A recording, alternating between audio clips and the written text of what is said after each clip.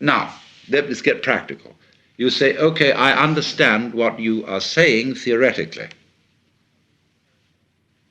but I know that I would be terrified if somebody was going to tell me that I'm going to die. And that I would look frantically around for some doctor, some sort of something, that this panic to live is in us in an uncontrollable way, and this is part of the reason why we say we have an instinct to survive. The instinct is this panic. So let's take another step now, in the same way as I showed you steps about realizing that you don't have an ego. You say to yourself in the ordinary way, when you feel that panic, you feel a bit ashamed of it, even though you've been taught that you should do everything possible to survive. See what a bind you're in here? So one feels, oh goodness, I must face this thing calmly and bravely and not be in this panic. But the point of the fact is, you are in a panic, and you can't stop it. Now that's very important, because this is another way of showing you the same thing that death is showing you, that you can't do anything about it. Just as when you finally realize you can't do anything about the death, you could have solved all that before by understanding you couldn't do anything about the panic. But if you think all the time, I'm supposed to stop this panic, then all that happens is you're at cross purposes with yourself again.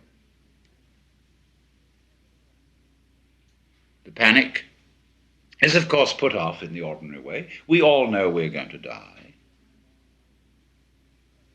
But it's sufficiently far off so that we can put it out of our minds. And anybody who does put it into our minds in the ordinary way is taken to be a skeleton at the banquet, a Cassandra, and gloomy.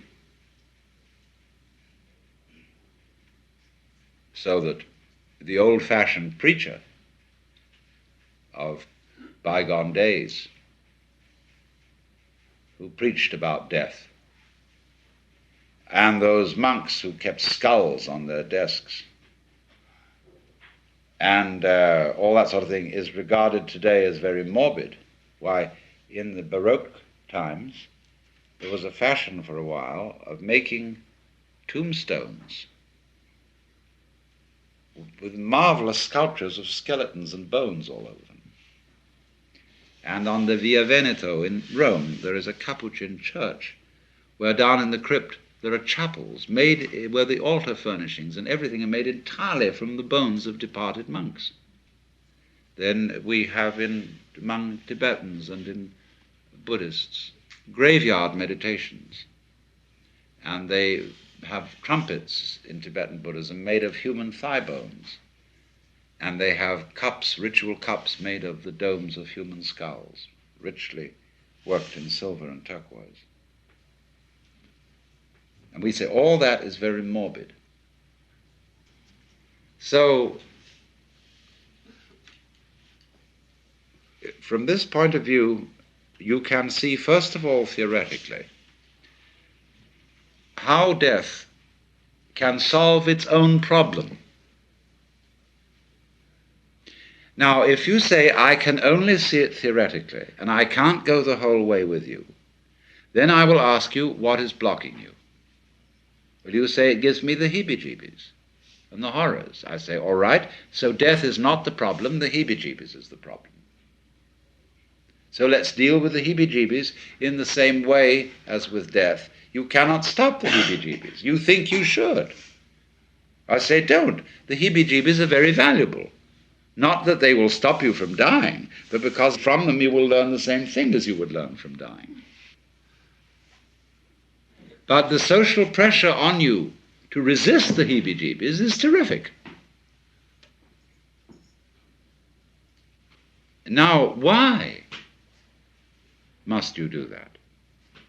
Why is everybody saying these heebie-jeebies, these fears, etc., are not permissible? You wonder about that. And the reasoning behind all that is not very clear, because it seems to be saying, well, if you have all these fears and things like that, you won't be a very good soldier. You won't be able to act competently in a crisis. You'll get the heebie-jeebies instead, and you won't know what to do. Well, nobody has ever really proved that. Because actually, people who we would call very courageous are, in fact, often quite frightened. And courageous action is not necessarily a consequence of having no fear. Sometimes it might be, but it isn't always so. The real reason why the heebie-jeebies are suppressed has more to do with its orgiastic aspects.